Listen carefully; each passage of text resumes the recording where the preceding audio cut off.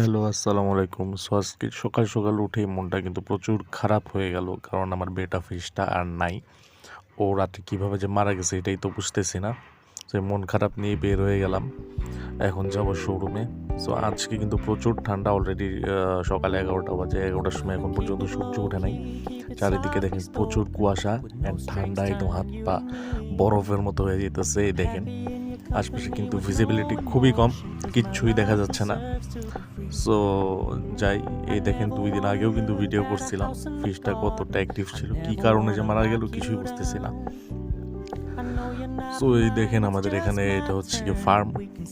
এই ফার্মে দেখেন কোনো কিছুই দেখা যাচ্ছে না, আশপাশে শুধু কুয়াশা আর কুয়াশা। আর যে পরিমাণ ঠান্ডা লাগতেছে মানে বলার মতো না। অনেক দিন পর, এতদিন তো ঠিকঠাক মতো ঠান্ডাই পড়ে নাই, কিন্তু একদম ফেব্রুয়ারি কাছাকাছি চলে আসছে আর কি, এখন দেখি প্রচুর পরিমাণে ঠান্ডা পড়ছে।